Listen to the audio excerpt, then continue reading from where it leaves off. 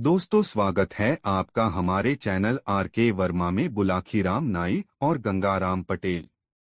दोस्तों, काशी यात्रा में गंगाराम पटेल और बुलाखीराम नाई ने दिन भर की यात्रा समाप्त कर एक नए नगर में प्रवेश किया।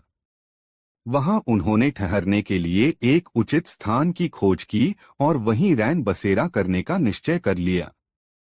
और पटेल ने बुलाखी को पैसे देकर शहर में भोजन का सामान लेने भेज दिया और स्वयं अपनी दिनचर्या को निपटाने में व्यस्त हो गए। बुलाखी इस बार भी लौटा और एक नई खबर उसके पास तैयार थी। पटेल जी ने पूछा, क्या बात है भाई बुलाखी, तू आज फिर किसी चिंता में पड़ गया ऐसा लगता है। उसने सोचा इस खबर को पटेल को अभी सुनाऊंगा तो पटेल जी यह कहकर टाल देंगे कि रात्रि होने दे, भोजन करने के पश्चात बिस्तर पर लेटते समय तुझे तेरी बात का उत्तर दे दूंगा। इसलिए उसने वह बात उस समय पटेल को नहीं बताई। वह बात को पेट में डाले रहा।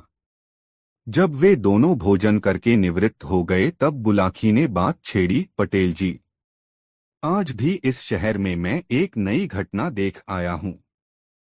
ठीक है, उस घटना का वर्णन कर, फिर उसे सुनकर मैं तेरी बात का उत्तर दूंगा, पटेल ने कहा। पटेल जी, एक युवक हर बार वह गिलास लेता और गटागट पीने का अभिनय करता। ऐसा लग रहा था नशे में झूमते हुए उसने कहा, इसे कहते हैं असली नशा। लाओ एक गिलास और भर दो। सामने बाला नवाब लग रहा था और एक आदमी और था जिससे मनमौजी बोल रहा था। नवाब ने मनमौजी का गिलास फिर से भरने का अभिनय किया। मनमौजी ने गिलास उठाया और गटागट पी गया। अब वह लड़खड़ाने लगा, जैसे बहुत ज्यादा नशा में हो। फिर एकाएक ही ऐसा हुआ कि वह चीते की भांति नवाब पर पट पड़ा और इससे पहले कि नवाब कुछ समझ पाता कि उसने उसकी दादी पकड़ ली और कल तूने मुझे घूंसा क्यों मारा था, आज मैं तुझे जिंदा नहीं छोड़ूंगा।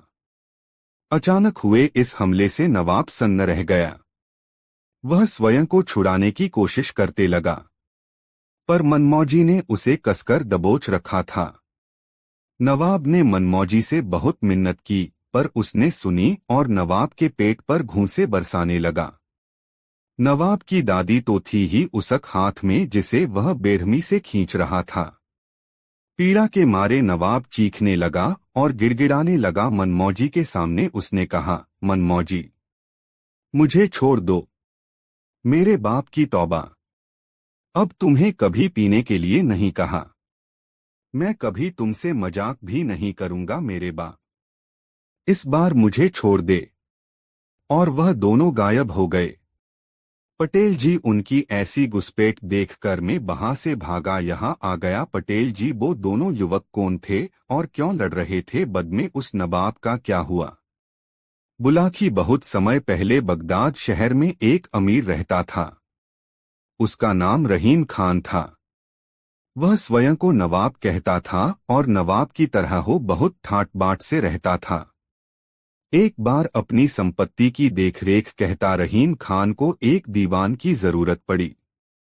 इस पद के लिए अनेक उम्मीदवार आए, पर रहीम खान को कोई भी पसंद नहीं आया। एक दिन शाम के समय एक आदमी रहीम खान से मिलने आया। वह एकदम निश्चिंत और मस्तमौला किस्म का व्यक्ति था। वह कोई काम धंधा भी नहीं करता था। दिन भर इधर उधर घूमता रहता था।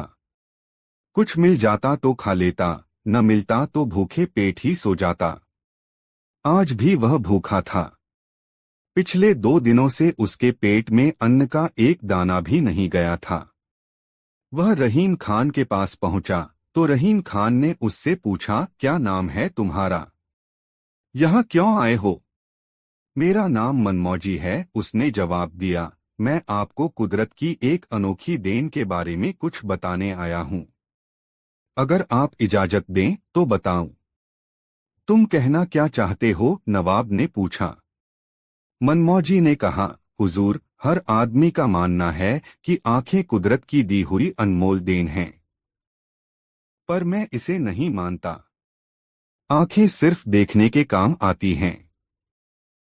हम आंखों से केवल वही चीजें देख सकते हैं जो हमारे समीप होती हैं अथवा उजाले में होती हैं।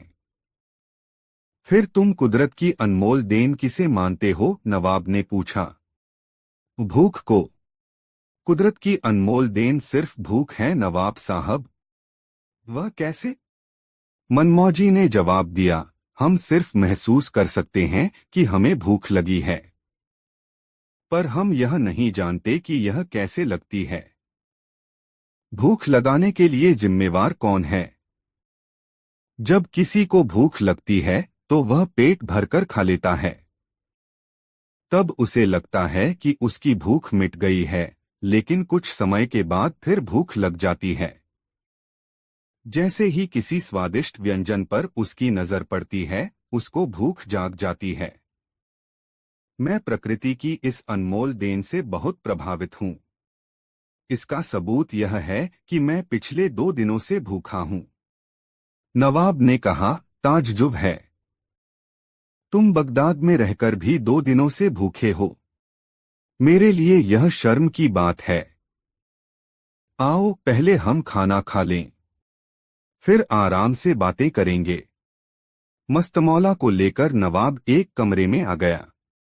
नवाब ने आवाज लगाई, अरे कोई है? गर्म पानी टी ले आओ। जल्दी से मेहमान के हाथ पैर धुलाओ, फिर खाना लगाने की तैयारी करो। मनमौजी की बहुत खुशी हुई। वह गर्म पानी का इंतजार करने लगा, पर उसे कोई दिखाई नहीं दिया। कुछ समय बाद नवाब ने कहा, ली भाई, नौकर गर्म पानी रख गया है, हाथ मुंह धो लो। इतना कहते हुए नवाब अपनी जगह से उठकर हाथ धोने का अभिनय करने लगा, पर पानी नदारद था। मनमौजी साफ साफ देख रहा था। न तो वहां कोई नौकर आया था और न ही वहां पानी का कोई पात्र रखा दिखाई दे रहा था, जबकि नवाब बाकायदा हाथ थी रहा था। मनमौजी भी मनमौजी था। वह भी अपनी जगह से उठा और नवाब की तरह हाथ धोने का नाटक करने लगा।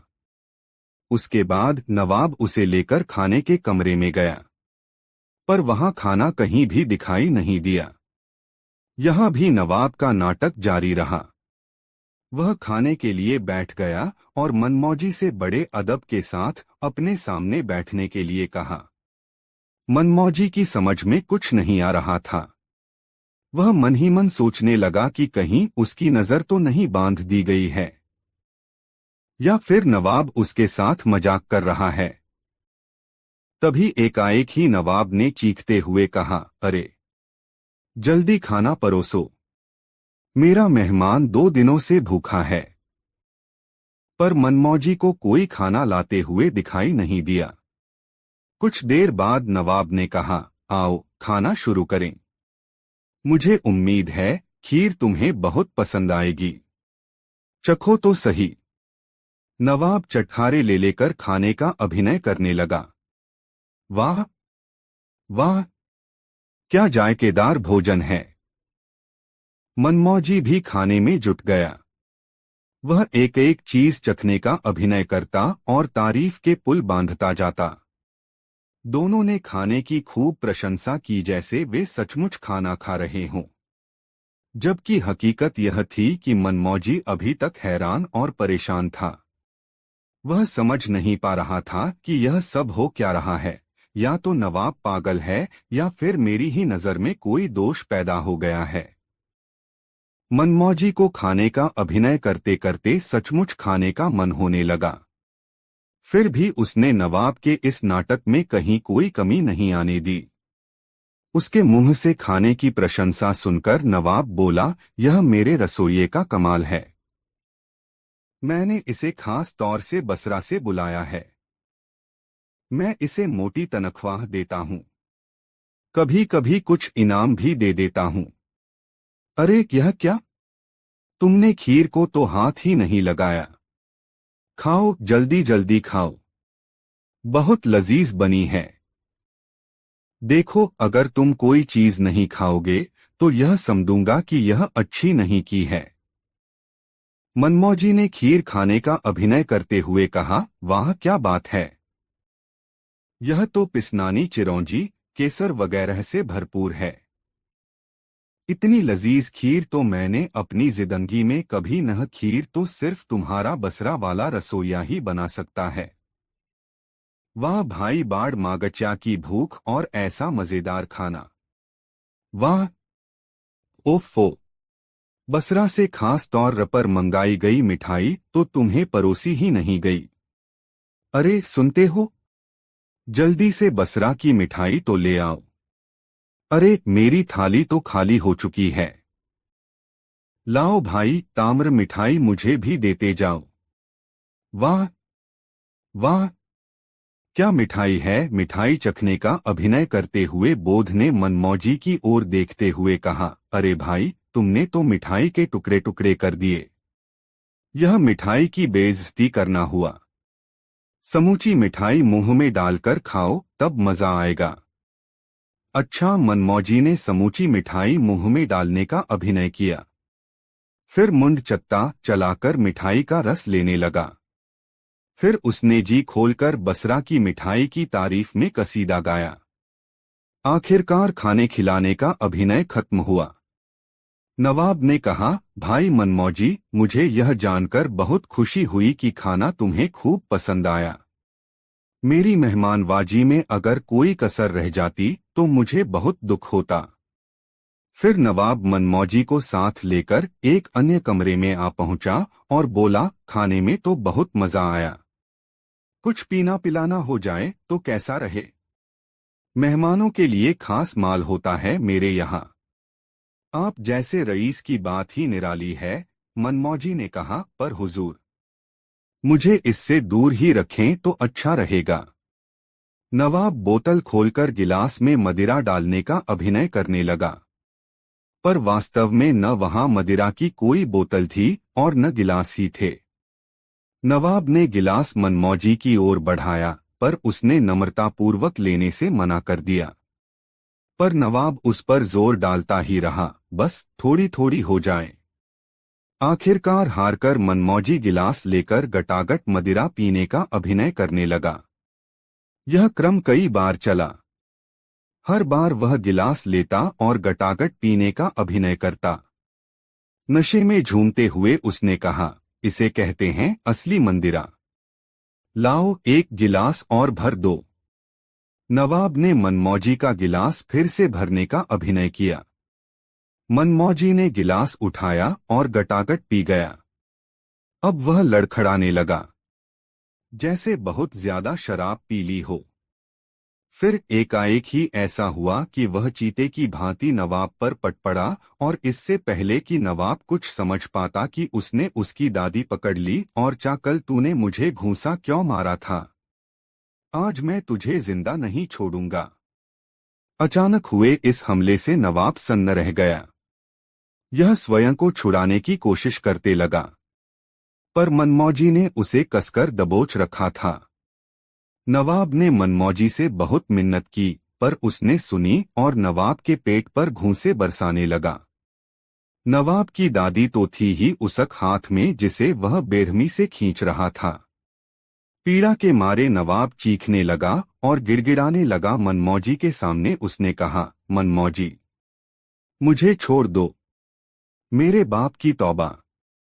अब तुम्हें कभी मंदिरा पीने के लिए नहीं कहा। मैं कभी तुमसे मजाक भी नहीं करूंगा मेरे बाप।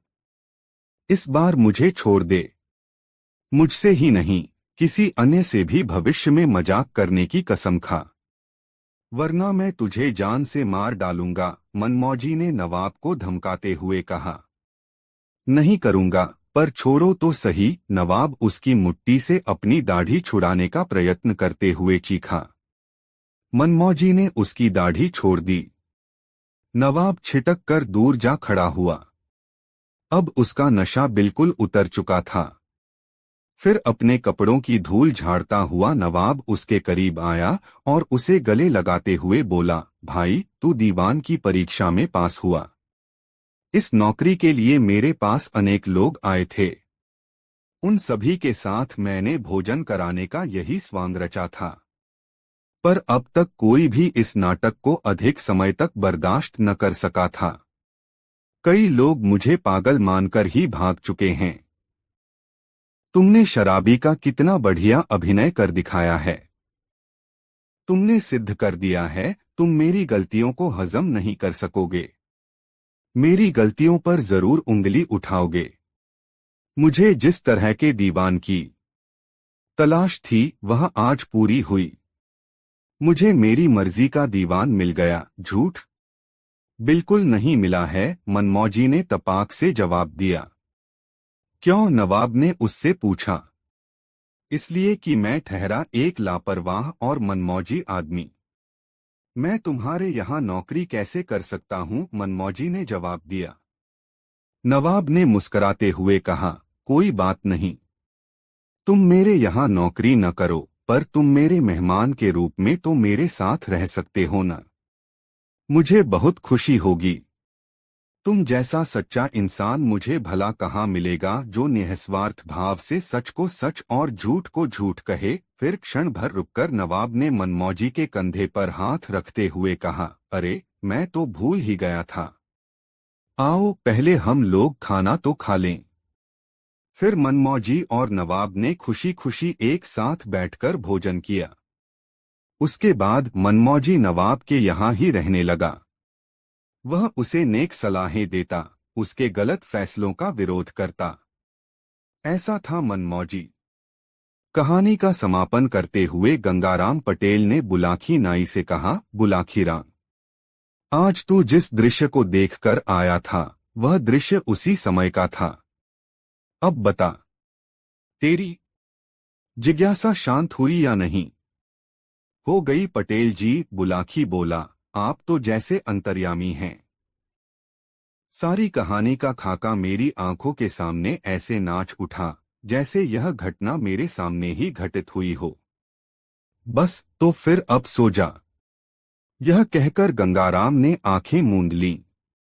कुछ ही देर में बुलाखीराम नाई के भी खर्राटे वहां गूंजने लगे। दोस्तों, वीडियो को एक लाइक जरूर करें और कमेंट में बताएं यह कहानी आपको कैसी लगी।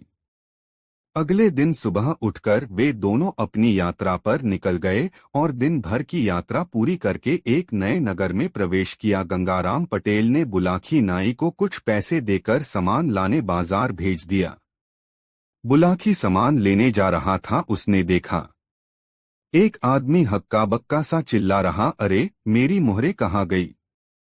और फिर मर्तबान को उल्टा पलटा हाथ डालकर देखा मगर कोई मोहर न निकली। वो लुटा पिटा सा स्तब्ध खड़ा रह गया। उसकी जिंदगी भर की कमाई थी, ऐसा कहने लगा। वह अपना सिरे पीट पीट कर रोने लगा। बोलने लगा, मुझे यकीन हो गया कि साहूकार ने मेरे साथ धोखेबाजों की है। और वो तुरंत साहूकार के पास जाकर उससे मर्तबान में रखी सोने की मोहरों के बारे में पूछा। और थोड़ी ही देर में वहां भीड़ इकट्ठा हो गई। बुलाकी वहां से आश्चर्यचकित हो चल दिया। रात को भोजन पश्चात पटेल जी को सारा हाल सुनाया और बोला, पटेल जी, बाद में उस गरीब के साथ क्या हुआ और वो कौन सी सोने की मोहरे की बात कर रहा था? पटेल जी बोले, बुलाकी बगदाद में अली ख्वाजा नाम का एक व्यापारी रहता था। उसकी एक छोटी सी दुकान थी। इस दुकान से जो कमाई होती अली उसी से अपना गुजारा करता था। वह बड़ा धार्मिक प्रवृत्ति और संतोषी किस्म का व्यक्ति था। अली की एक इच्छा थी कि जीवन में एक बार वह हज यात्रा करे। एक रात अली ने सपना देखा। सपने में एक फकीर ने उससे कहा, अली, तू बहुत धन कमा चुका, अब मक्का शरीफ जाकर हज कर आ। अली ने इसे अल्लाह का हुक्म समझा और दूसरे दिन ही हज यात्रा पर जाने का निर्णय कर अपनी दुकान का सारा माल बेच दिया। यात्रा आदि का खर्च निकाल लेने के बाद अली के पास सोने की 1000 मोहरें बचीं। हज यात्रा में इतनी मोहरें साथ ले जाना खतरे से खाली नहीं था। उसने सोचा कि क्या करूं, यदि इन मोहरों को घर में रखकर जाता हूं तो चोरी हो जाने का डर है। आखिरकार उसे एक उपाय सूझा। उसने सोने की सारी मोहरें पीतल के एक मर्तबान में भर दीं। फिर उसके ऊपर अखरोट भरकर मर्तबान का ढक्कन अच्छी तरह बंद कर दिया। अली के घर के पास ही उसका एक मित्र रहता था जो साहूकारी का धंधा करता था। उसकी ईमानदारी के भी काफी चर्चे थे। अली ने अपना मर्तबान उसके पास ही रख जाना मुनासिब समझा। वह अखरोट का मर्तबान लेकर साहूकार मित्र के घर जा पहुंचा। उसने कहा, दोस्त, मैं हज यात्रा पर मक्का शरीफ जा रहा हूं। वहां से लौटने में मुझे कुछ वक्त तो लगेगा ही। मेरे पास अखरोट से भरा एक मर्तबान है। इसे मैं तुम्हारे पास छोड़कर जा रहा हूं। इसे संभाल कर रखना। जब मैं वापस आऊंगा तब इसे ले जाऊंगा। अरे भाई अली, इसे अपना ही घर समझो और यह लो चाबी। साहूकार ने अली को अपने गोदाम की चाबी देते हुए कहा, तुम खुद ही गोदाम में जाकर अपने हाथों जहां चाहो वहां अपना मर्तबान रख आओ और निश्चिंत होकर हज यात्रा पर जाओ। अल्लाह ताला से हमारे लिए भी दुआ करना। यह सुनकर अली बेहद खुश हुआ। उसने साहूकार से चाबी ली और मर्तबान स्वयं अपने हाथों गोदाम में रखाया। फिर वह बाजार गया और एक ऊंट किराए पर लेकर हज करने निकल पड़ा। इस प्रकार अली को गए 7 वर्ष बीत गए। इस बीच वह मक्का, मदीना, मिस्र, दमिश्क, यरूशलेम आदि विभिन्न तीर्थों की यात्रा करता रहा और अब तो वह वापस अपने मुल्क की ओर आ रहा था। उधर एक दिन साहूकार को अचानक कुछ अखरोटों को जरूरत पड़ गई। रात का समय था। उस समय भला अखरोट कहाँ मिलते। मगर अचानक उसे अपने गोदाम में रखे अली के अखरोटों के मर्तबान की याद आई। उसने सोचा, क्यों न उसी मर्तबान में से कुछ अखरोट ले लिए जाएं। साहूकार अखरोट लेने के लिए गोदाम में गया। उसने अली का मर्तबान खोला तो देखा कि अखरोट सड़ गए हैं। इसलिए उसने मर्तबान उलट दिया। तब अखरोट के साथ साथ मर्तबान में रखी सोने की मोहरें भी निकलकर प्याले में गिर पड़ी। ये नजारा देखकर साहूकार की आंखें फट पड़ी। 166 1000 सोने की मोहरें एक बड़ी रकम थी। उन्हें देखकर साहूकार की नीयत बिगड़ गई। उसने सोचा, अली को हज यात्रा पर गए 7 साल हो चुके हैं, मगर वह अब तक लौटकर नहीं आया। हो सकता है वह मर ही गया हो। मगर यदि जिंदा भी हुआ तो भी क्या हुआ, वह मेरे पास अखरोटों से भरा मर्तबान रख गया था और वापस आने पर मैं उसे अखरोट से भरा मर्तबान वापस कर दूंगा। और फिर उसने स्वयं ही तो कहा था कि मैं अखरोटों का मर्तबान रखकर जा रहा हूं। हो सकता है स्वयं उसे भी इन मोहरों का पता न हो भी तो मैं क्या करूं, अब तो यह मोहरें मैं उसे लौटाने वाला नहीं। यही सोचकर साहूकार ने अपने घर में एक गड्ढा खोदा और सारी मोहरें उसमें गाड़ दो। तत्पश्चात उसने बाजार से नए अखरोट लाकर मर्तबान में पुराने अखरोट के ऊपर भर दिए तथा पहले की तरह ही मर्तबान का ढक्कन बंद करके उसे गोदाम में उसी जगह रख दिया जहां अली अपने हाथों से मर्तबान रख गया था। इस घटना को बीते अभी 1 हफ्ता भी नहीं गुजरा था कि अली हज यात्रा पूरी कर वापस अपने शहर आ पहुंचा। आते ही सबसे पहले उसने अपने घर व दुकान की साफ सफाई की। इसके बाद वह साहूकार से मिलने उसके घर गया। उसे देखते ही साहूकार का माथा ठनक गया। उसके वापस आने की उसे जरा भी खुशी नहीं हुई थी, मगर ऊपरी तौर पर उसने बड़ी गर्मजोशी से उसका स्वागत किया और हालचाल पूछा। अली ने उसे यात्रा के सुखद क्षणों के अपने अनुभव सुनाए। तत्पश्चात मौका पाकर उसने साहूकार से कहा, भाई, अब मैं तो अपना वह मर्तबान। हाँ हाँ, क्यों नहीं। यह लो चाबी, अपना मर्तबान तुम जहां रख गए थे आज भी वहीं रखा है। मैंने तो उसे छुआ तक नहीं है। अपनी अमानत ले जाओ भाई। कहते हुए उसने जेब से चाबी निकालकर अली की ओर बढ़ा दी। अली अपने मित्र की यह भलमनसाहत देखकर बहुत खुश हुआ। अली साहूकार के गोदाम से अपना मर्तबान लेकर घर लौट आया। घर आकर उसने जल्दी जल्दी मर्तबान का ढक्कन खोला और सारे अखरोट एक बर्तन में उंडेल दिए। थोड़े अखरोट आने के बाद उसका ख्याल था कि अब मोहरें गिरेंगी, मगर उस समय तो उसका दिल धक से रह गया जब मर्तबान का अंतिम अखरोट भी बर्तन में गिर गया और कोई मोहर न निकली। अली हक्का बक्का रह गया, अरे मेरी मोहरें कहाँ गई? फिर मर्तबान को उल्टा पलटा हाथ डालकर देखा, मगर कोई मोहर न निकली। अली लुटापिटा सा स्तब्ध खड़ा रह गया। उसकी जिंदगी भर की कमाई जाती रही। वह अपना सिरे पीट पीट कर रोने लगा। उसे यकीन हो गया कि साहूकार ने उसके साथ धोखेबाजों की है। इसलिए अली ने तुरंत साहूकार के पास जाकर उससे मर्तबान में रखी सोने की मोहरों के बारे में पूछा। अली को अपने घर आया देखते ही साहूकार सारा माजरा भांप गया। लेकिन उसे मालूम था कि ऐसा ही होगा। आथ वह पहले से ही तैयार बैठा था और उसने पूरी भूमिका बना ली थी कि अब अली के साथ कैसा बर्ताव करना है। आथ उसके मुंह से सोने की मोहरों की बात सुनकर साहूकार उस पर बरस पड़ा। उसने क्रोध से भरकर कहा, तुम्हें शर्म आनी चाहिए कि मैंने 7 साल तक तुम्हारा मर्तबान संभाल कर रखा और तुम मुझ पर बेईमानी का आरोप लगा रहे हो। तुम मेरे पास अखरोट का मर्तबान रख कर गए थे, अब कह रहे हो कि उसमें सोने की मोहरें थीं। एकाएक अखरोट सोने की मोहरें कैसे बन गए? मैंने तो तुम्हारे साथ एहसान किया, पर तुम मुझे चोर ठहरा रहे हो। हज करके यही सीखा है तुमने? तीर्थयात्रा कराए, मगर मन पाक न हुआ।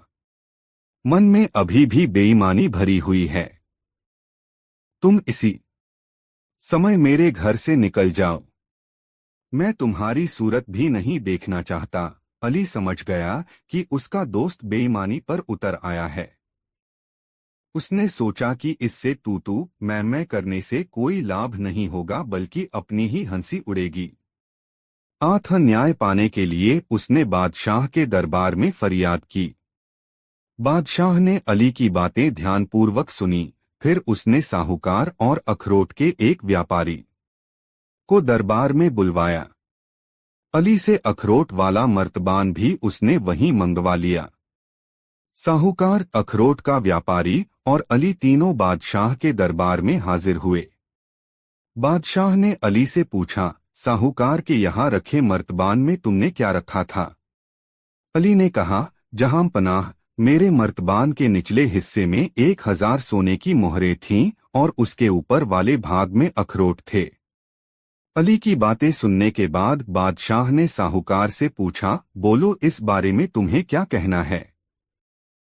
जहां पनाह, साहूकार ने कहा, अली ने खुद अपने हाथों से मेरे गोदाम में अपना मर्तबान रखा था और वापस लौटने पर वह खुद ही इसे ले गया था। मैंने तो अली के मर्तबान को कभी छुआ तक नहीं। उसमें सोने की मोहरें थीं या नहीं, इस बारे में मुझे कुछ भी नहीं मालूम। इसने भी जाते समय यही कहा था कि इसमें अखरोट भरे हैं और लौटने पर यह अपना मर्तबान ले लेगा। इसके बाद बादशाह ने अखरोट के व्यापारी से पूछा, व्यापारी, देखकर बताओ कि मर्तबान में भरे हुए सारे अखरोट क्या एक जैसे ही हैं? व्यापारी ने अखरोटों की जांच की तो उसने देखा कि मर्तबान में 2 किस्म के अखरोट हैं। उसने उनको 2 हिस्सों में अलग अलग कर दिया। उनमें एक हिस्सा सड़े अखरोटों का था और दूसरा हिस्सा साफ सुथरे अखरोटों का।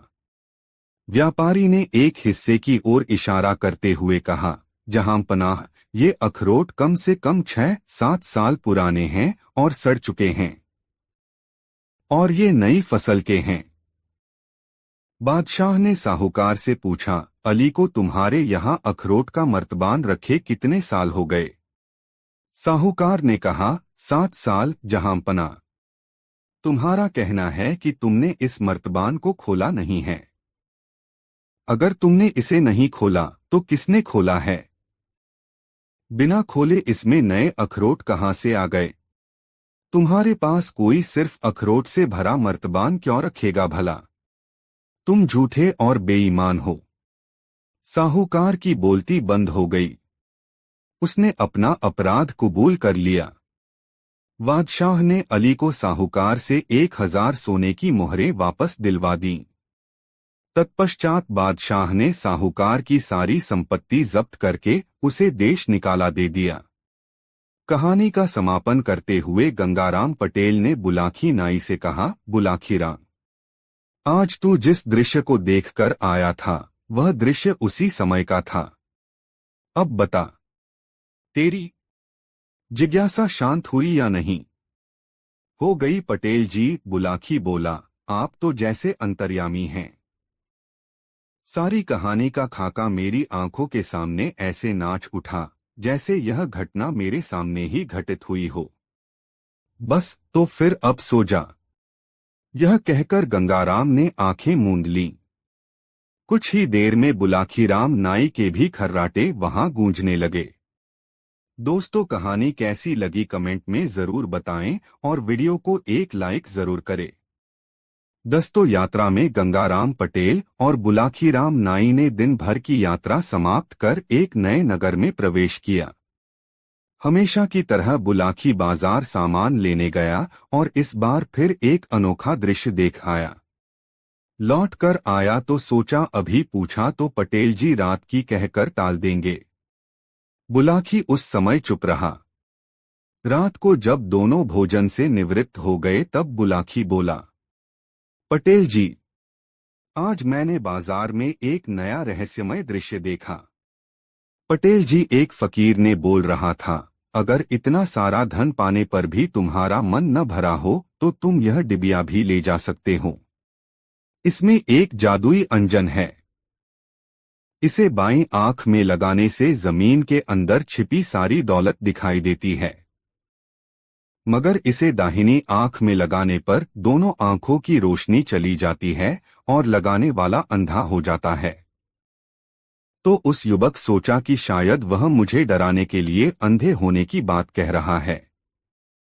उसे देखकर लग रहा था वो हर हाल में उस अंजन को आजमा कर देखना चाहता था। उसने फकीर से कहा, बाबा, क्या आप मुझे इस जादुई अंजन का चमत्कार देखने का मौका नहीं देंगे? क्यों नहीं, कहते हुए फकीर ने डिबिया से अंजन निकालकर उसकी बाईं आंख में लगा दिया। बूढ़े फकीर ने ठीक ही कहा था।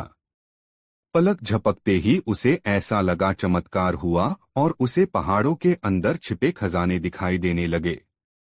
उसकी खुशी का ठिकाना न रहा। इसके बाद उस फकीर से उसने अपनी दाईं आंख में भी अंजन लगाने के लिए कहा।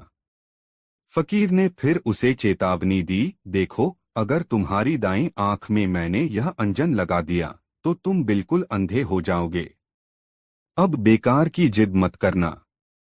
लेकिन उसने फकीर की बातों पर ध्यान नहीं दिया। उसे लगा कि इस बात में ही वह भेद है जो फकीर मुझसे छिपा रहा है। यह तो बिल्कुल बेवकूफाना बात है कि कोई किसी एक आंख में अंजन लगाए और उसकी दूसरी आंख की रोशनी भी चली जाए। मैंने फकीर से कहा, बाबा, आप झूठ बोल रहे हैं। इस डिब्बी के रहस्य को छिपा रहे हैं मुझसे।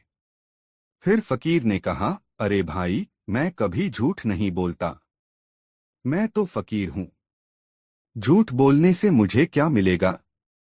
अगर मैं जरा भी स्वार्थी होता तो क्या मैं अपने हिस्से के 40 ऊंट तुम्हें देता? मैं तो तुम्हारे भले के लिए ही कह रहा हूं। देखो, लालच इंसान को ले डूबता है। व्यक्ति की तृष्णा कभी नहीं मरती। मेरी बात मानो और वापस चले जाओ। पटेल जी, उनकी इतनी बात सुनकर मैं वहां से आ गया। आगे क्या? उस युवक ने खजाना निकाला या वो अंधा हो गया? पटेल जी, क्या हुआ उसका मुझे बताइए।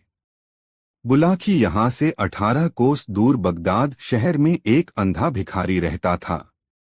वह सड़क के किनारे बैठा आने जाने वालों से भीख मांगा करता था और दान देने वाले से प्रार्थना करता था कि वह उसके गाल पर एक तमाचा भी मारे। अधिकांश लोग उसे पागल समझकर आगे बढ़ जाते थे। आज तक किसी ने भी यह जानने की कोशिश नहीं की कि वह ऐसा क्यों करता है। आखिर थप्पड़ खाने का राज क्या है?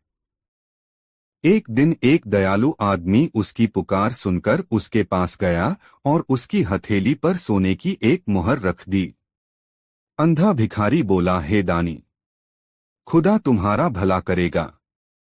अब आप जरा मेरे गाल पर एक तमाचा भी मार दो। यह सुनकर उस दयालु आदमी को बहुत अचरज हुआ। यह आदमी था बगदाद का बादशाह हारून रशीद। वह व्यापारी के रूप में भेष बदलकर अपनी प्रजा का हालचाल जानने के लिए निकला था। बादशाह अक्सर ऐसा करता था। वह किसी भी व्यक्ति का रूप बदलकर खामोशी से महल से निकलता और प्रजा का हाल जानने की कोशिश करता। इस प्रकार वह अपने आप को प्रजा के काफी करीब महसूस करता था और प्रजा में भी इसी कारण सुख शांति थी। बादशाह इस प्रकार बिना किसी के कुछ बताए ही प्रजा का दुख समझकर उन्हें दूर करता रहता था। बादशाह को न चाहते हुए भी अंधे भिखारी के आग्रह पर उसके गाल पर एक तमाचा लगाना पड़ा। उस दिन तो बादशाह ने वैसे ही किया जैसा भिखारी चाहता था, मगर दूसरे दिन उसने अंधे भिखारी को अपने दरबार में बुलवाया और बताया, बाबा, मैं ही वह व्यापारी हूँ जिसने कल आपको सोने की एक मुहर दी थी और आपके गाल पर तमाचा मारा था। अब आप मुझे यह बताइए कि भौंक देने वाले से आप अपने गाल पर तमाचा मारने के लिए क्यों कहते हैं? बिना झिझक साफ साफ बताइए। मैं कोशिश करूंगा कि आपकी परेशानी दूर कर सकूं। यह सुनकर अंधे भिखारी की आंखें भर आईं। उसके चेहरे पर पीड़ा और पश्चाताप के भाव उभर आए। वह पुराने दिनों की याद में खो गया। बादशाह ने उसे फिर दिलासा दिया और हमदर्दी जताई तो बड़े ही दुखी स्वर में वह अपनी दर्दभरी दास्तान सुनाने लगा। जहांपनाह, काफी समय पहले की बात है। मैं इस शहर का एक बड़ा व्यापारी था। मेरे पास मेरे पिता से मिली अकूत संपत्ति थी। अपनी मेहनत और बुद्धिमानी से मैंने उस संपत्ति में खूब इजाफा किया। मेरे पास 80 ऊंट थे। एक बार मैं अपने ऊंटों पर माल लादकर बसरा गया। बसरा में सारा माल बेचकर मैं बगदाद लौट रहा था कि रास्ते में मुझे एक फकीर मिला। उसने मुझसे कहा, यहाँ से कुछ दूर पहाड़ी में एक गुफा है। उस गुफा में बहुत बड़ा खजाना छिपा हुआ है।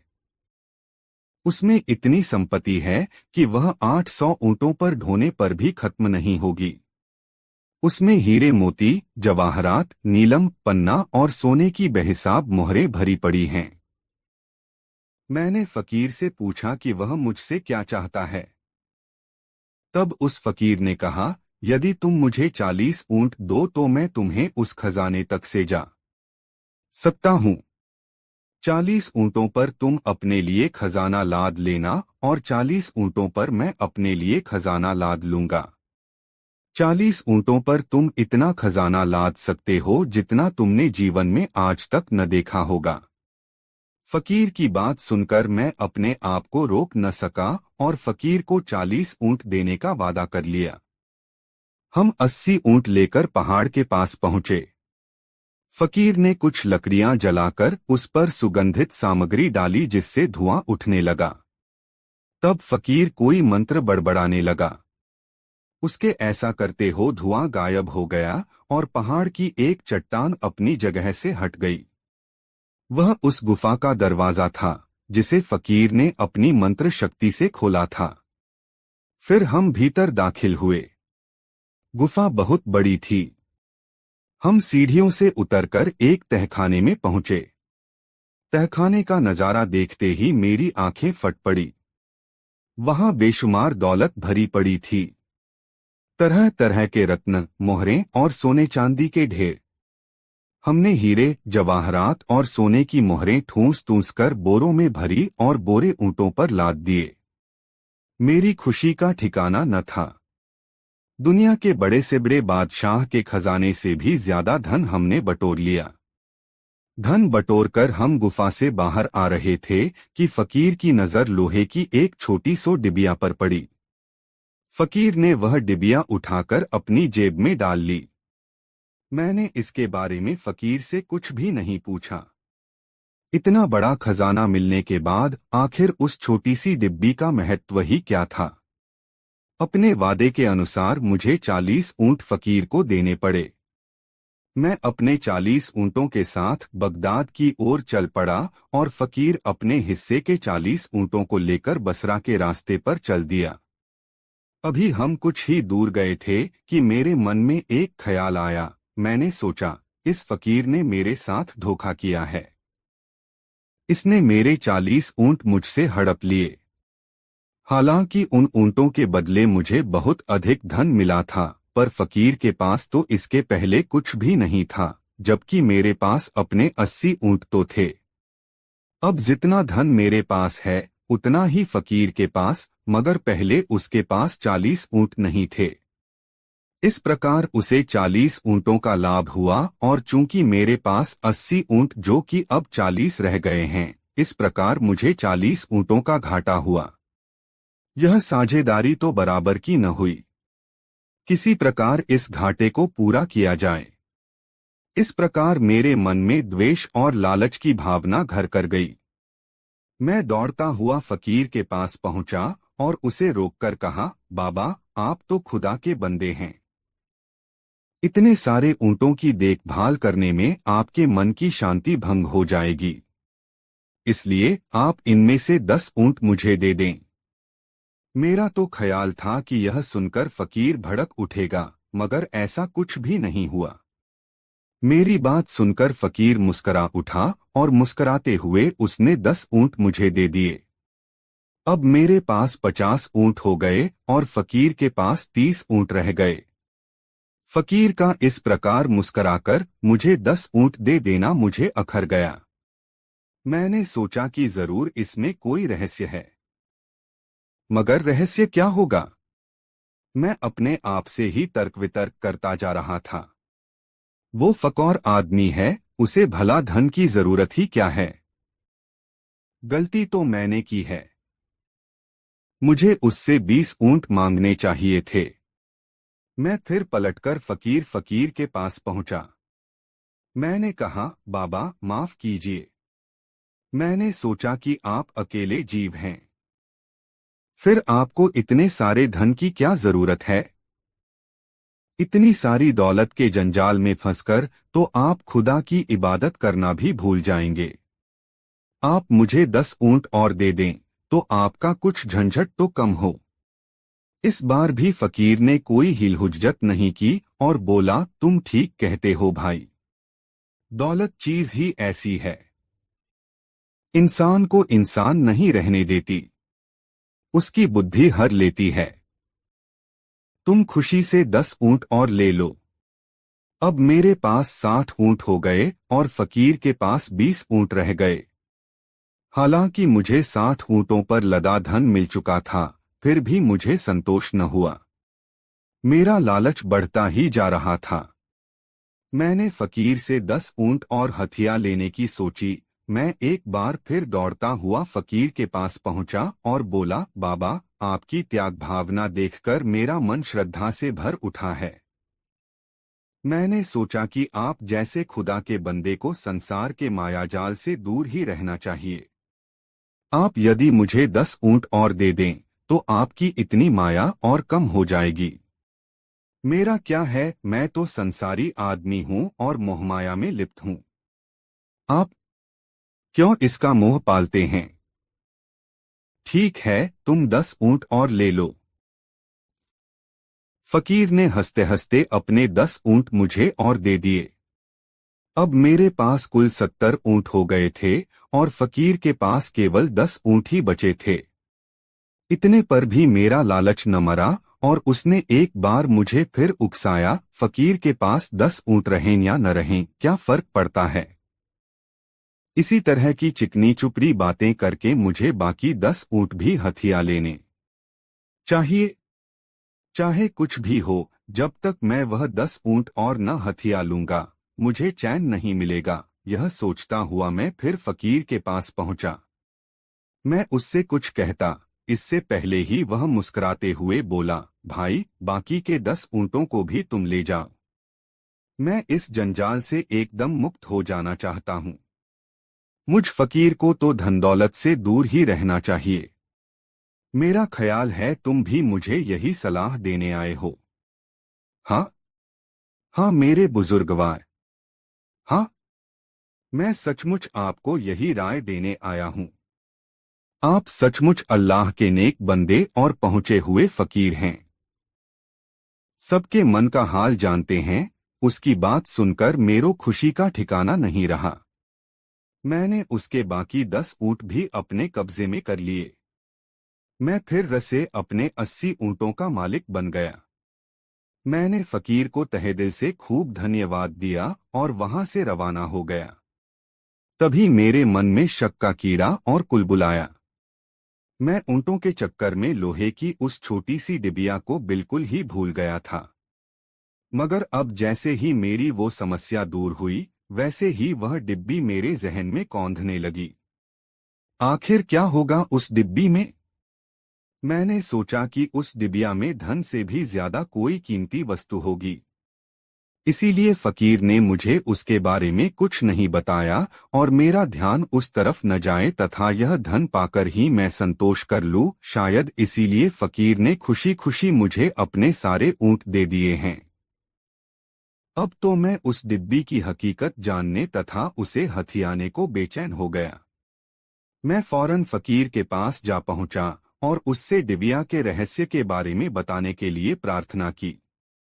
फकीर ने कहा, अगर इतना सारा धन पाने पर भी तुम्हारा मन न भरा हो तो तुम यह डिबिया भी ले जा सकते हो। इसमें एक जादुई अंजन है।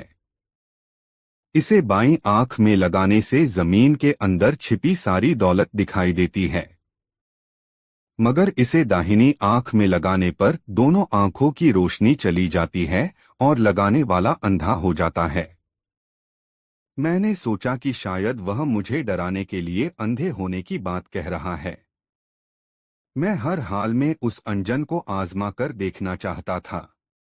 मैंने फकीर से कहा, बाबा, क्या आप मुझे इस जादुई अंजन का चमत्कार देखने का मौका नहीं देंगे?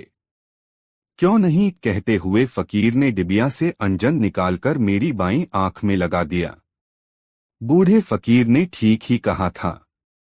पलक झपकते ही चमत्कार हुआ और मुझे पहाड़ों के अंदर छिपे खजाने दिखाई देने लगे। मेरी खुशी का ठिकाना न रहा। इसके बाद मैंने फकीर से अपनी दाईं आंख में भी अंजन लगाने के लिए कहा। फकीर ने मुझे चेतावनी दी, देखो, अगर तुम्हारी दाईं आंख में मैंने यह अंजन लगा दिया तो तुम बिल्कुल अंधे हो जाओगे। अब बेकार की जिद मत करना। लेकिन मैंने फकीर की बातों पर ध्यान नहीं दिया। मुझे लगा कि इस बात में ही वह भेद है जो फकीर मुझसे छिपा रहा है। यह तो बिल्कुल बेवकूफाना बात है कि कोई किसी एक आंख में अंजन लगाए और उसकी दूसरी आंख की रोशनी भी चली जाए। मैंने फकीर से कहा, बाबा, आप झूठ बोल रहे हैं। इस डिब्बी के रहस्य को छिपा रहे हैं मुझसे। फकीर ने कहा, अरे भाई, मैं कभी झूठ नहीं बोलता। मैं तो फकीर हूं। झूठ बोलने से मुझे क्या मिलेगा? अगर मैं जरा भी स्वार्थी होता तो क्या मैं अपने हिस्से के 40 ऊंट तुम्हें देता? मैं तो तुम्हारे भले के लिए ही कह रहा हूं। देखो, लालच इंसान को ले डूबता है। व्यक्ति की तृष्णा कभी नहीं मरती। मेरी बात मानो और वापस चले जाओ। फकीर की बातें सुनकर मुझे गुस्सा आ गया। मैंने कहा, मुझे कुछ नहीं सुनना। मैं अपना बुरा भला खुद सोच सकता हूं। मैं इतना बड़ा व्यापारी हूं, क्या मुझ में इतनी भी तमीज नहीं है कि अपना भला बुरा खुद सोच सकूं? आप मेरी दाईं आंख में अंजन लगाइए या फिर यह डिबिया मुझे दे दीजिए। मैं जिद पर अड़ गया। फकीर बेचारा क्या करता? वह तो सचमुच मेरा भला चाहता था, मगर मैं ही लालच में अंधा हो गया था और फिर न चाहते हुए भी उसे मेरी दाईं आंख में अंजन लगाना पड़ा। अंजन लगाते ही मेरी दोनों आंखों के सामने अंधेरा छा गया। मैं अंधा हो गया। मेरी घबराहट को सीमा न रही। मैं अजीब सांसत में फंस गया। मैंने चिल्लाते हुए कहा, बाबा मैं सचमुच अंधा हो गया हूं। आप फकीर हैं, खुदा के बंदे हैं, दयालु हैं, परोपकारी हैं। आप मुझ पर रहम कीजिए। मेरी आंखों की ज्योति मुझे वापस दिलवाइए बाबा। आप मुझ पर रहम कीजिए। मैं बुरी तरह रोने गिड़गिड़ाने लगा। अंधे बनकर जीने की कल्पना ने मेरे रोंगटे खड़े कर दिए। यह तुम्हें अपने बेहिसाब लालच का फल मिला है मूर्ख इंसान। अपने लोभ के कारण हो तुम अंधे हुए हो। तुम्हारा अंधापन दूर करने का मेरे पास कोई इलाज नहीं है। मैंने रोते हुए फकीर से कहा, अब मेरे धन का क्या होगा? मेरे ऊंटों का क्या होगा? मेरी बात सुनकर फकीर हंसा। कुछ देर हंसता रहा, फिर बोला, तुम्हारा धन और तुम्हारे ऊंट तो जिसकी तकदीर में होंगे उसे मिलेंगे, मगर तुम्हारे नसीब में तो अब जिंदगी भर पछताने के सिवा और कुछ भी नहीं बचा है। यह कहकर फकीर वहां से चला गया। धन दौलत से लदे हुए मेरे 80 ऊंट कहाँ चले गए, मुझे कुछ भी पता नहीं है। उस समय मुझे तो अपनी भी सुध नहीं थी। मैं जैसे तैसे गिरता पड़ता एक जंगल में जा पहुंचा। मैं भूख प्यास से तड़प रहा था। तभी एक दयालु व्यापारी की नजर मुझ पर पड़ी। वह अपने ऊंट पर बिठाकर मुझे अपने साथ बगदाद ले आया। तब से मैं यहाँ भीख मांगकर अपना गुजारा कर रहा हूँ। लालच करके मैंने जो गुनाह किया था उसी का प्रायश्चित करने के लिए मैं अपने गाल पर तमाचा लगवाता हूँ जहांपना। इस प्रकार मैं प्रायश्चित कर रहा हूँ। इसी कारण लोग मुझे तमाचा खाने वाला अंधा भिखारी कहते हैं। बादशाह को अंधे भिखारी की आत्मकथा सुनकर बहुत दुख हुआ। उस अंधे भिखारी पर रहम करके बादशाह ने शाही खजाने से उसके रहने और भोजन का स्थायी इंतजाम करवा दिया। नेक बादशाह हारून इससे अधिक और कर भी क्या सकता था। कहानी का समापन करते हुए गंगाराम पटेल ने बुलाकी नाई से कहा, बुलाकी राम, आज तू जिस दृश्य को देखकर आया था वह दृश्य उसी समय का था। अब बता, तेरी जिज्ञासा शांत हुई या नहीं? हो गई पटेल जी, बुलाकी बोला, आप तो जैसे अंतर्यामी हैं।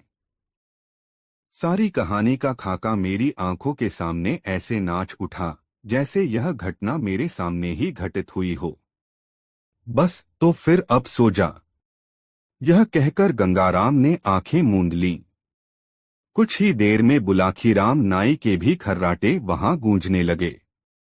दोस्तों, गंगाराम पटेल और बुलाखीराम नाई की यह मजेदार कहानी आपको कैसी लगी कमेंट बॉक्स में जरूर बताएं। ऐसी और नई मजेदार कहानी सुनने के लिए हमारे चैनल आरके वर्मा को सब्सक्राइब जरूर कर लें और यह वीडियो अपने मित्रों के साथ जरूर शेयर करें। वीडियो देखने के लिए धन्यवाद।